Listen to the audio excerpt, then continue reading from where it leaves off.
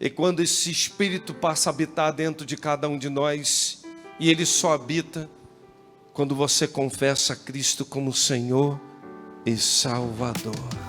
Seus pecados são perdoados. A partir de agora, então, é como que um odômetro zerado, ele te sela. E você vai desenvolver agora uma fé de um homem espiritual, não de um homem natural.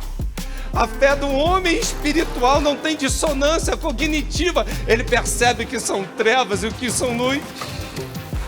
A fé de um homem espiritual, ela resiste o que for. Sabe por quê?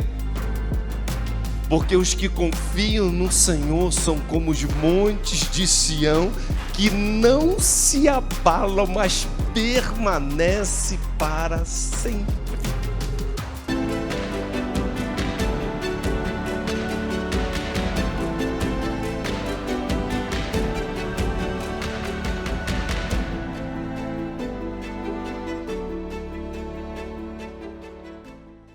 Este foi ter de noite com Jesus e disse-lhe: Rabi, bem sabemos que és mestre vindo de Deus, porque ninguém pode fazer estes sinais que tu fazes se Deus não for com ele. Jesus respondeu e disse: na verdade te digo que aquele que não nascer de novo não pode ver o reino de Deus. Disse-lhe Nicodemos: como pode um homem nascer sendo velho? Pode porventura tornar a entrar no ventre de sua mãe e nascer? Jesus respondeu: na verdade te digo que aquele que não nascer da água e do Espírito não pode entrar no reino de Deus. O que é nascido da carne é carne, o que é nascido do Espírito é Espírito. Não te maravilhes de te ter dito: necessário vos é nascer de novo. O vento sopra onde quer e ouves a sua voz, mas não sabes de onde vem nem para onde vai. Assim é todo aquele que é nascido do Espírito. Nicodemos respondeu e disse: como pode isso? Jesus respondeu e disse: tu és mestre em Israel e não sabes isto? Na verdade te digo que nós dizemos o que sabemos e testificamos o que vimos, e não aceitais o nosso testemunho. Se vos falei de coisas terrestres e não crestes, como crereis se vos falar das coisas celestiais? Pai, a tua palavra vai ser nesse instante anunciada, e pela autoridade que ela tem, que ela possa fazer o que agrada tão somente ao Senhor, que eu diminua, que o Senhor cresça, que seja dia de cura, de libertação e de salvação, no nome de Jesus, amém. Na verdade te digo que nós dizemos o que sabemos e testificamos o que vimos. Saber e ver. Vocês não aceitam o nosso testemunho.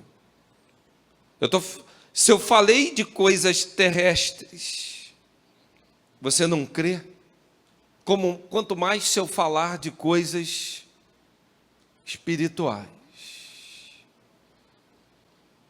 Falando de coisas terrestres, terrenas, aqui da terra, está difícil para alguns compreenderem algumas verdades. Como tem sido difícil as pessoas nos dias de hoje ter um senso de julgamento, de avaliação, de percepção, de compreensão de uma verdade. Elas não conseguem entender fatos, mesmos fatos mais simples, mais evidentes, mais transparente. Nós estamos vivendo numa fase de uma profunda cegueira, que Paulo, escrevendo à igreja de Corinto, diz assim: o Deus desse século cegou o entendimento dos incrédulos.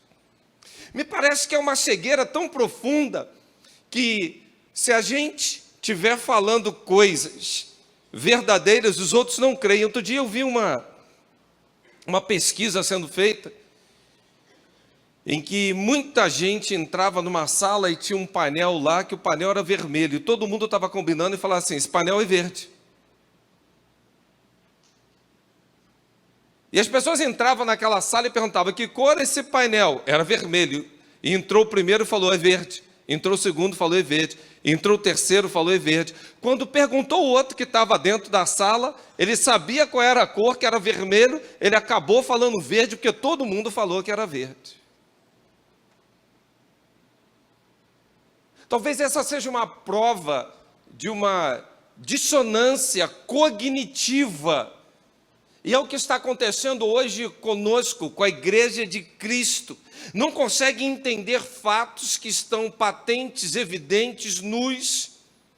E começa então a ter alguns argumentos, porque a dissonância vai dizer que esse fator leva as pessoas a procurar algum tipo de coerência com as suas crenças e ideologias, embora neguem realidades palpáveis.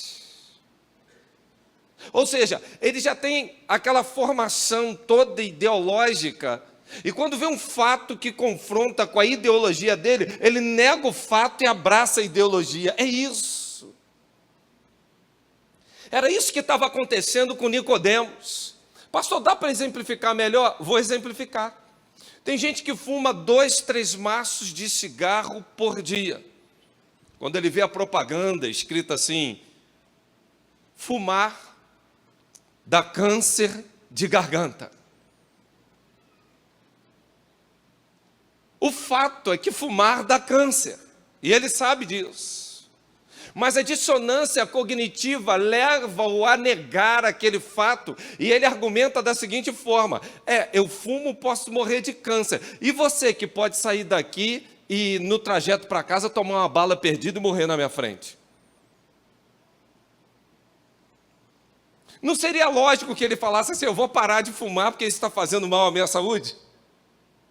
Mas ele nega uma verdade porque confronta com aquilo que ele não quer participar, ele não quer viver, ele não quer experimentar, ele não quer dar o braço a torcer. E piora isso tudinho quando se formatam grupos que a gente percebe que se juntam com dissonância cognitiva. Aí fica difícil demais. Porque o viés ideológico que eles têm, eles vão negar toda a verdade, vão fortalecer mentiras.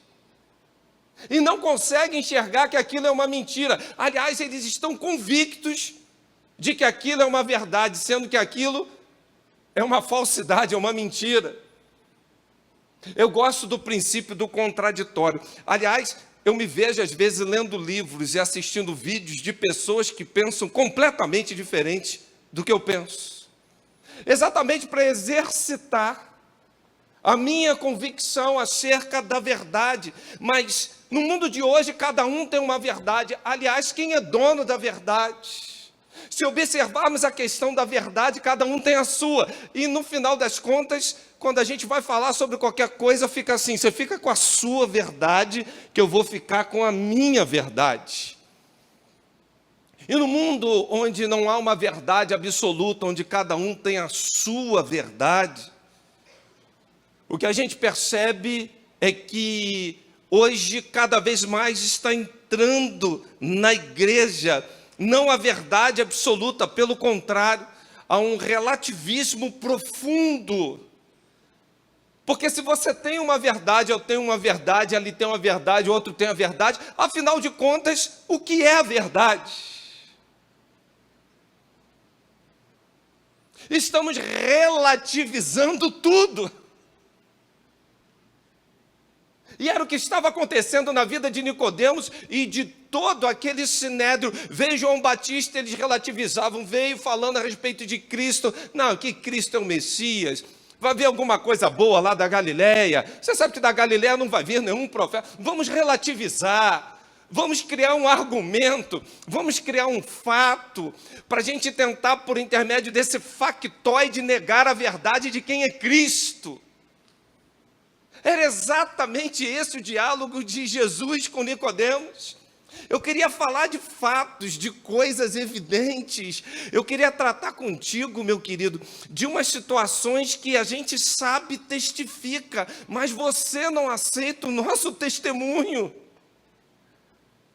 A gente quer falar de algumas coisas que estão aqui na terra, vocês estão negando. Se eu entrar em assuntos celestiais, vocês vão pirar. Vocês não aceitam. Porque o Sinédrio tinha uma verdade. E não enxergaram a verdade que é Cristo. E isso, queridos irmãos, está cada vez mais evidente na sociedade, na igreja. As pessoas estão discutindo política, estão esquecendo a verdade de quem é Cristo Jesus. Porque quando você sabe quem é Cristo, só há uma verdade. E tudo na nossa vida, para ter valor absoluto, precisa perpassar pela verdade de uma pessoa que é Cristo Jesus. E sem Cristo você não enxerga a verdade. Você vai construir a sua verdade. Quando as pessoas não conseguem perceber que isso está sucedendo, elas estão cada vez mais distantes de Cristo. Mesmo diante de fatos evidentes, vai entrar um negacionismo. E Nicodemos, ele é confrontado com a sua verdade, como pensava um fariseu, como pensava um alto membro do Sinédrio. Ele era um príncipe dos judeus. E Jesus fala para ele: eu quero conversar com você, mas diante de tudo que você está impregnado, como é que eu vou tratar de coisas espirituais se você está com uma dissonância cognitiva? Você não está compreendendo as coisas mínimas e basilares. E a conversa ela é tão banal e ele não entende que, sendo um príncipe de Israel, a respeito do novo nascimento, ele faz as perguntas mais absurdas possíveis. Velho entrar no ventre da mãe. E Jesus vai explicando, ele continua dizendo assim: mas como é que é isso? Fale-me mais sobre isso, porque aquilo para ele era algo tão utópico, porque Nicodemos estava acostumado com verdades dele, de um sinédrio, mas ele não estava acostumado com a verdade de quem era Cristo. Ele até admite Cristo como sendo um grande profeta. Eu vejo esses sinais e me parece aí que, vem de Deus. Então, um grande profeta, mas ele não enxergou ainda que ele era o Messias, o Filho do Deus vivo. Mas por que isso sucede, meus queridos irmãos? Preliminarmente, a gente desenvolve uma fé intelectual. O que é essa fé intelectual? Verso 2. Ele foi ter com Jesus de noite. Sabemos que é mestre vindo de Deus, que ninguém pode fazer esses sinais que tu fazes. Olha o verso 11. Na verdade te digo que o que sabemos e testificamos e o que vimos, vocês não aceitam o nosso testemunho. Jesus está falando com ele assim: você reconhece que eu sou profeta, mas a respeito do que eu estou fazendo, testificando, e você está vendo, você continua negando. Nicodemos estava diante de sofismas, impregnado por algumas falsas verdades farisaicas. Estava enclausurado naquilo ali, ao ponto de não perceber a verdade de que Cristo era o Messias.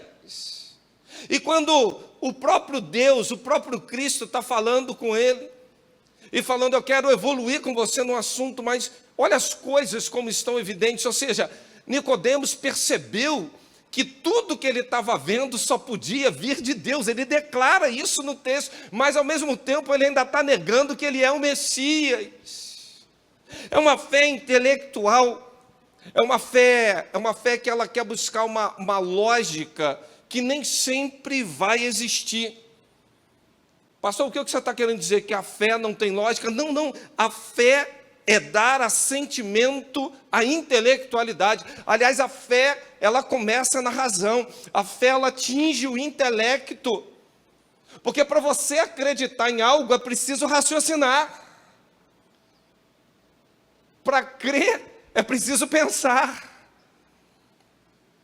Então, esse assentimento intelectual, ele é muito interessante. O problema não está nisso. O problema está o que impregna a nossa visão a respeito de quem Cristo é. Pelos valores, pelos grupos que estamos associados, negando uma grande verdade. E a diferença entre o entender de uma fé intelectual e o se comprometer é o que vai realmente justificar o ponto que o teu intelecto for atingido de uma maneira certeira. Porque muita gente entende, mas não se compromete. É o famoso cigarro faz mal, mas eu não quero largar e dou uma justificativa. Você está me entendendo? Tem gente voando assim, irmãos. Eu sei que o sermão hoje está... É preciso... Acompanhe a linha de raciocínio. Eu peço a você assim, um esforço. Tem gente que está assim me olhando, eu vou tentar descer mais. Vamos lá. Essa fé intelectual, ela vai muito além do entender. Ela precisa perpassar para um nível de comprometimento. Porque não basta você entender que o cigarro faz mal. É preciso ter um compromisso em largar e parar de fumar. As pessoas até entendem que o cigarro faz mal, mas não vão exercitar, envidar esforços no sentido de parar de fumar. E a fé genuína, quando ela começa na racionalidade, ela precisa atingir um nível de comprometimento que nos leve a uma mudança comportamental. Exatamente isso. Ela não pode parar no primeiro estágio de uma possível compreensão, porque logo é aquela semente que vão vir pássaros, vai vir o sol, e depois aquilo será roubado, não vai servir de nada. Ela precisa germinar, ela precisa gerar mudança, ela precisa gerar em cada um de nós comprometimento. A fé envolve compromisso, confiança. A fé vai sempre perpassar por vários pontos, não só de que Cristo morreu e ressuscitou. Agora, se nós não cremos que os nossos pecados estão fazendo divisão entre nós e o nosso Deus, não vai ter mudança de comportamento. Se nós não cremos que pregar o Evangelho é obrigado, nós vamos continuar sem pregar o Evangelho a semana inteira. E olha que a semana está iniciando. Se nós não cremos que só podemos amar a Deus de todo o nosso coração, nós vamos dar aquele amorzinho que Pedro fora deparado com Cristo e questionado a respeito desse amor. Tu me amas? Tu me amas? Tu me amas? E chega ao ponto que Pedro fala: Deus, tu sabes de todas as coisas. Se não cremos que nossos pecados estão nos afastando, não teremos o compromisso com arrependimento. E tem muita gente hoje que já pecou, mas não há uma gota de arrependimento. É uma fé intelectual, cognitiva, que não gera mudança comportamental. E vai levando a vida. Se nós não crermos que todas as coisas cooperam para o bem, quando vier algo ruim, a gente reage de maneira ruim. Mas se coopera para o bem, quando vem algo que não gostamos, a gente reage bem. Mudança comportamental. Quando há dissonância cognitiva, nós não cremos que Deus está no controle de todas as coisas. A fé salvadora vai além da aceitação de fatos. A fé salvadora em Cristo vai além de abraçar o significado de conceitos, de premissas, de valores. É uma confiança plena ao ponto de mudarmos toda a nossa estrutura e a nossa maneira de ser. Mas vai perpassar pelo intelecto, mas vai muito além. Ele se compromete gerando mudança. Andar como Cristo andou. Caminhar como Ele caminhou, fazer o que Ele fez. Aquele famoso livro, né? Em seus passos, o que faria Jesus? Eu estou diante de um quadro, Jesus faria o que agora? Eu acho que toda pessoa, quando se veste e vai para algum lugar, deveria se fazer a seguinte pergunta: e aí, Jesus, está disposto a ir comigo agora? Ou será que tu não me daria a mão, não caminharia comigo? Se a resposta for sim, acho que você está adequadamente vestido para ir em qualquer lugar. Se tiver dúvidas, troque suas vestes. Gere mudança. Mas essa fé, ela não passa apenas pelo racional. É uma fé que passa por um racional gerando um comprometimento que vai gerar mudança comportamental.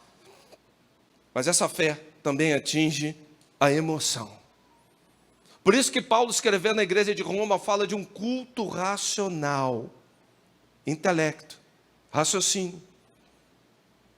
Mas fala de uma inconformidade com as coisas do mundo, ou seja, não é negar a verdade, é ter mudança comportamental. Não se molda isso aí não, a moldura é outra.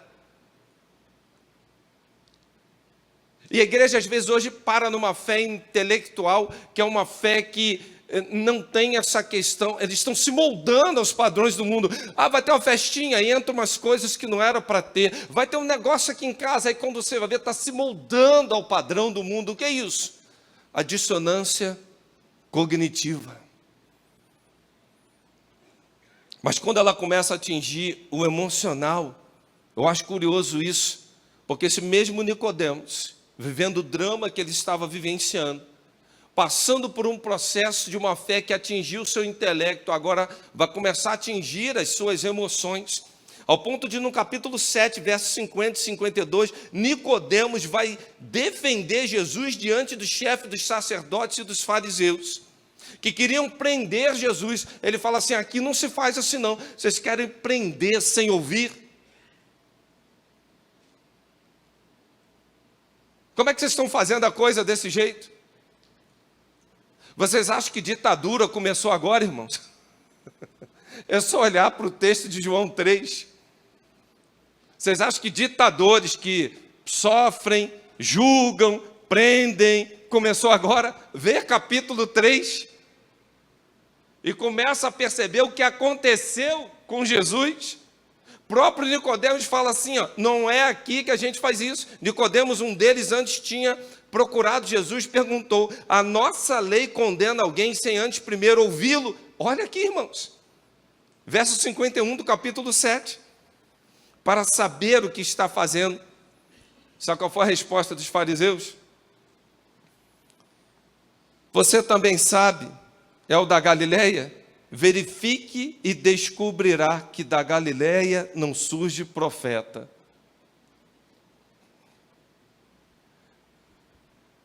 Mas ele tentou, ele estava movido já por paixão por Cristo, ao ponto de colocar o seu cargo agora, de se expor. Ele já está intimamente ligado com Cristo, agora ele começa a defender a Cristo diante de tribunal. Irmãos, que coisa linda!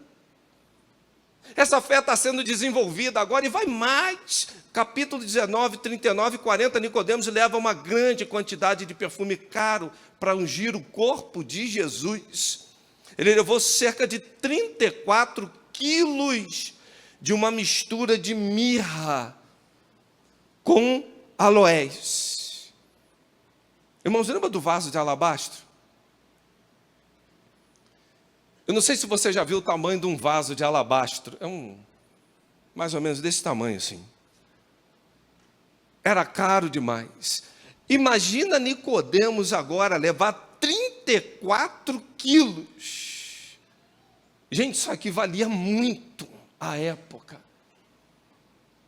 A gente vê agora o Nicodemos já envolto emocionalmente, colocando o que ele tinha apenas para embalsamar o corpo de Cristo. Porque a fé desse homem, ele começa agora a atingir a emoção. E a fé precisa atingir a emoção. Nós somos seres intelectuais, somos seres emocionais. A fé precisa atingir a emoção. Mas o problema é quando a emoção toma conta, quando a gente quer dizer que a experiência tem mais autoridade que a palavra de Deus, que vale apenas o que a gente está sentindo. E hoje, quando tem alguém em crise, vai procurar um profissional, seja lá o que for, vai dizer, cuidado com os relacionamentos. E tudo hoje é relacionamento tóxico. Eu nunca vi tanto essa palavra na minha vida. Eu estou com medo de acordar amanhã de manhã, me olhar no espelho e perguntar assim: quem é você? Você é um cara tóxico. Porque tudo hoje é tóxico. Tudo hoje sofre, tudo hoje gera dor. E ninguém quer andar com sofrimento, com toxina ou com dores. As pessoas hoje estão cabisbaixas porque estão vivendo coisas que, larga isso, não é para você viver não. Teu marido é tóxico, tua esposa é tóxica, seus filhos são tóxicos, sua igreja é tóxica. Que peso você está carregando? Aliás, aí entra a resignação. Você merece uma coisa melhor. Há slogans até em fachadas de igreja escrito: pare de sofrer.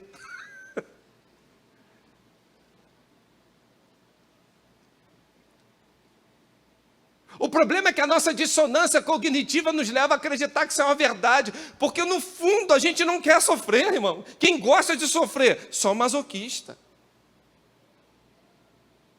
A gente gosta, isso atrai multidões.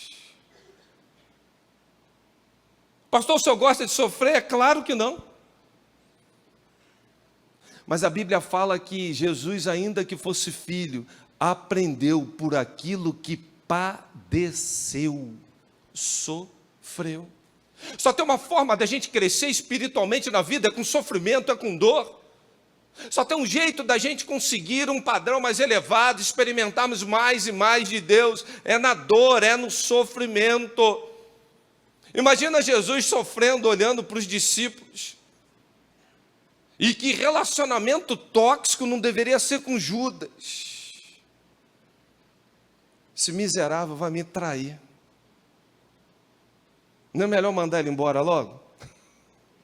Eu ainda tenho que lavar os pés desse sem vergonha. Não era melhor ele ter dispensado logo Pedro? Cara, que camarada impossível era Pedro. Pedro já corta logo a orelha de Malco.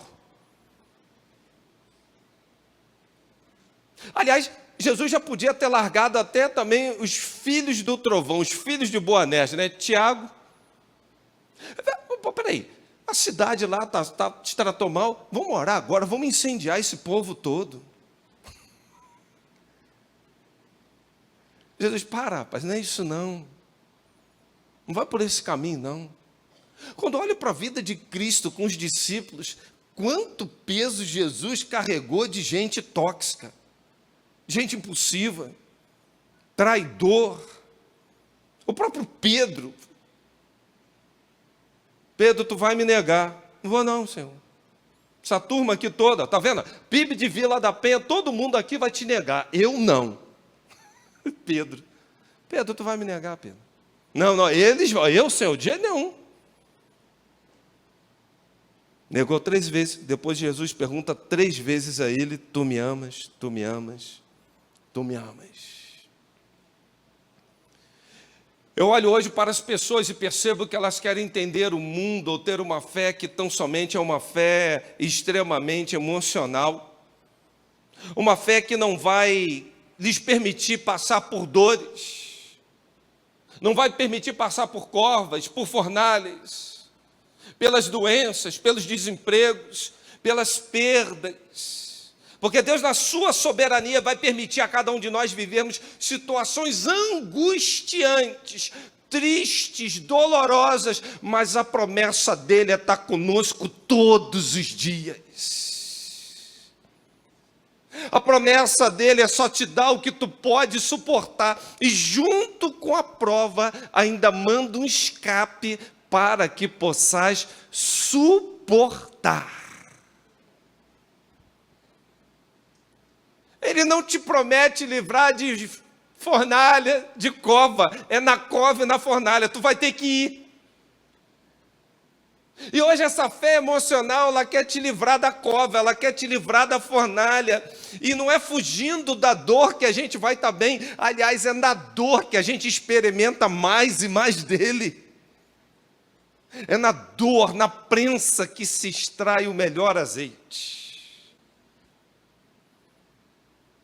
E uma fé apenas emotiva, ela começa a olhar para dentro das suas emoções e, por mais difíceis que possam ser, elas começam a tomar decisões erradas, porque são decisões emocionais. Elas querem abandonar a cruz e não seguir o Mestre.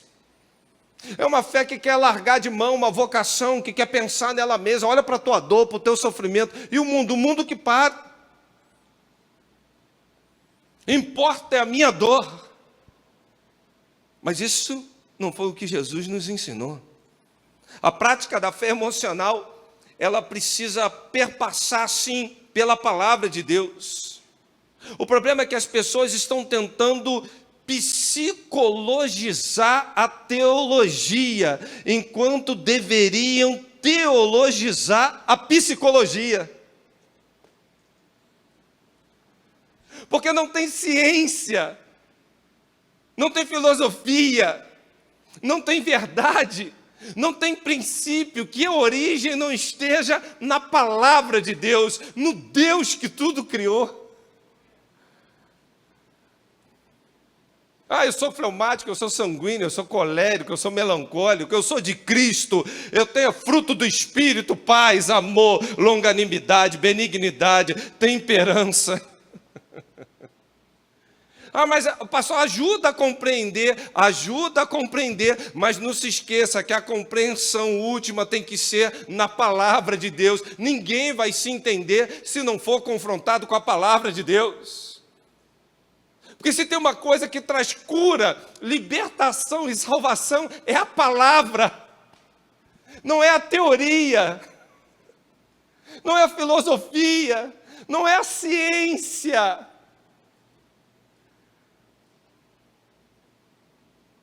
Porque não tem nada que seja verdade fora dessa palavra.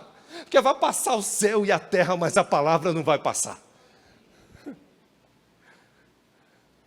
E quando a gente volta para esse eixo, o que é mais importante?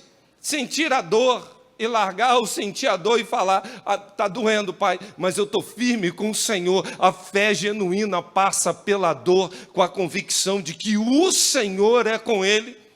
Olha para a vida do apóstolo Paulo. Ele devia já ter falado, gente, quanta coisa tóxica, quanto drama eu passei. Eu fui perseguido em Damasco, fui rejeitado em Jerusalém, fui esquecido em Tarso, fui apedrejado em Listra, fui açoitado em Filipos, fui escorraçado em Tessalônica, enxotado de Bereia, fui chamado de tagarela em Atenas, fui chamado de impostor em Corinto, enfrentou feras em Éfeso, foi preso em Jerusalém, acusado em Cesareia, enfrentou um naufrágio para Roma, foi picado por uma víbora em Malta, ainda achava até que ele era um Deus que não morreu. E chegou a Roma, foi preso e algemado. O que era para esse homem fazer? Eu não aguento mais dor, não aguento mais. Aonde eu vou tem problema, aonde eu vou me tratam mal, aonde eu vou é dor, perseguição, é pancada após pancada. A minha emoção não aguenta mais, a minha fé emocional está sucumbindo. Olha o que Paulo diz, ele nunca desistiu. Olha o que Paulo fala: as coisas que me aconteceram têm contribuído para o progresso do Evangelho. Irmãos, que coisa mais linda. A gente vê que é uma fé que passa pelo emocional, mas não sucumbe no emocional. Ela vai adiante, ela cumpre propósito. E por último, e para concluir, essa fé, ela precisa ser uma fé espiritual. O ser humano, ele é racional. O ser humano, ele é emocional. Mas o ser humano também é espiritual. E essa está sendo a menor ênfase em tudo que a gente tem feito na igreja e fora dela. É uma fé que Jesus responde a ele: eu te digo que se não nascer da água e do Espírito, verso 5, não pode entrar no reino do céu. É um nascimento, é algo que se dá no reino espiritual. Por isso que fala do vento que sopra onde quer, é a ação do Espírito. Ninguém consegue ter sabedoria se não for pelo Espírito de Deus. Nicodemos parece que a sua fé vai parar numa lógica, ou vai sucumbir numa emoção. Mas ele vai muito mais além, atinge o seu espírito. Porque o homem natural não vai compreender as coisas de Deus que se discernem espiritualmente. Como ter relação entre fé, razão e emoção? Irmãos, se nós negarmos que somos seres espirituais, nós vamos sucumbir na menor prova de fé que tivermos. Nós estamos tentando racionalizar tudo. Alguns até com calculadora matemática, ganham quanto, dá quanto, como é quanto, sabe o que é isso? É uma fé que sucumbe no primeiro estágio. Outros estão implodindo emocionalmente, são bombas relógio. Eu vou me matar porque meu pai não gosta de mim, porque eu fui traído, porque fulano me abandonou. Pastor, o senhor não sabe a dor que eu estou sentindo. Eu não sei qual é a dor que você está sentindo. Mas eu sei que um sentiu uma dor numa cruz, passando por um horror de vergonha pela minha e pela sua vida. Desse que eu estou falando, diz que ele foi moído pelas nossas transgressões.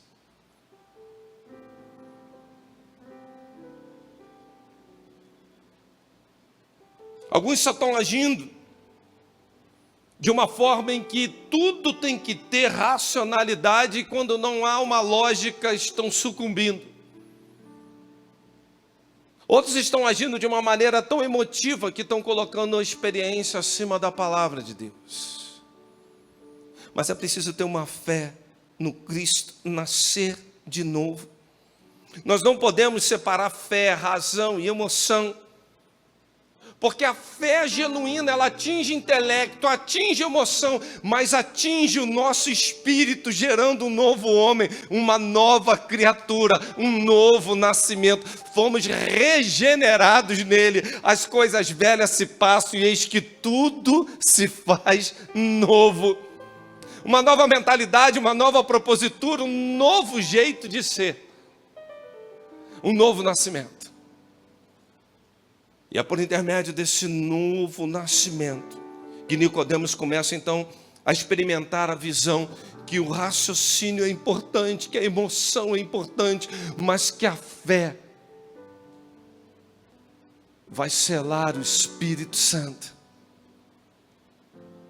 E quando esse Espírito passa a habitar dentro de cada um de nós, e ele só habita quando você confessa Cristo como Senhor e Salvador. Seus pecados são perdoados. A partir de agora, então, é como que um odômetro zerado, ele te sela. E você vai desenvolver agora uma fé de um homem espiritual, não de um homem natural. E a fé de um homem espiritual, ele discerne bem tudo e de ninguém é discernido. A fé do homem espiritual não tem dissonância cognitiva. Ele percebe que são trevas e o que são luz.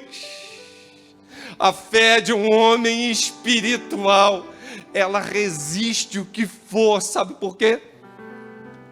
Porque os que confiam no Senhor são como os montes de Sião, que não se abalam, mas permanece para sempre. Uma fé inabalável.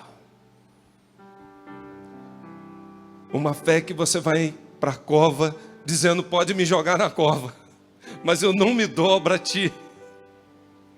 Pode me jogar na fornalha, mas eu não vou servir a isso. Uma fé como Abraão desenvolve, que ele levanta o cutelo e antes dele levantar o cutelo, ele já avisa o moço que estava esperando assim: aguarda aí, porque nós voltaremos. Que Romanos vai explicar essa fé do pai da fé, Abraão, dizendo assim: ele cria que mesmo Isaac sendo morto poderia ressuscitar. Que confiança inabalável. Eu quero concluir essa palavra, porque a fé verdadeira só vem com um novo nascimento. Você pode ter fé em você, você pode ter fé no seu taco, você pode ter uma fé emocional, você pode ter uma fé intelectual, e nós somos seres racionais, nós somos seres emocionais, mas nós somos seres espirituais. E se você não nascer de novo, se você não render a sua vida na mão de Cristo Jesus, jamais você vai ter uma fé na verdade que é Cristo. Essa fé que cura, que liberta, que traz paz, que perdoa pecado, que te dá uma nova perspectiva de ser. A fé, ela vai perpassar por esses estágios, mas ela desemboca no Espírito. E eu quero, nesse tempo, te convidar você a reclinar a sua cabeça. E a pergunta é simples que eu quero fazer. Está toda a igreja orando? Você já entregou sua vida nas mãos de Cristo Jesus, passando por um novo nascimento, o confessando como Senhor e como Salvador? Você já tomou essa decisão? Talvez você tenha fé no seu trabalho, na sua faculdade, mas é preciso nascer de novo. Nicodemos tinha muito dinheiro, ele tinha uma grande intelectualidade, mas ele não tinha experimentado um novo nascimento, ao ponto dele falar, eu quero, e ele nasceu de novo. Minha pergunta para você nesse tempo é, você já tomou essa decisão? Você já passou pelo novo nascimento? Mesmo de cabeça baixa orando, eu quero te convidar a fazer uma oração. Todos estão orando, vão continuar orando. Eu quero orar e quero que você, no seu interior, repita essas palavras. Senhor, nessa noite eu entendi que eu sou um ser intelectual, emocional, mas eu sou um ser espiritual. Quebre dentro de mim, Deus, toda dissonância cognitiva, para que eu enxergue a verdade que é Cristo, me revele pelo Teu Espírito, porque nessa noite eu estou entregando todo o meu ser nas mãos de Cristo Jesus, o confessando como Senhor e como meu Salvador. Sela minha vida com Teu Espírito, me dá uma fé inabalável, perdoa os meus pecados, e me ajuda, Deus, nessa trajetória contigo, mesmo na dor. O que mais vale é estar na Tua presença. Eu estou fazendo essa oração, me rendendo ao Senhor, para que eu possa nascer de novo, e o caráter de Cristo seja gerado na minha vida. Todos estão orando. Quantos aqui fizeram essa oração, se rendendo a Cristo Jesus como Senhor e Salvador? Só queria que você fizesse um sinal assim para mim. Só isso. Você fez essa oração dizendo, estou vendo a senhora aqui. Deus abençoe sua vida. Há mais alguém? Aonde você está? Erga sua mão para que eu possa ver.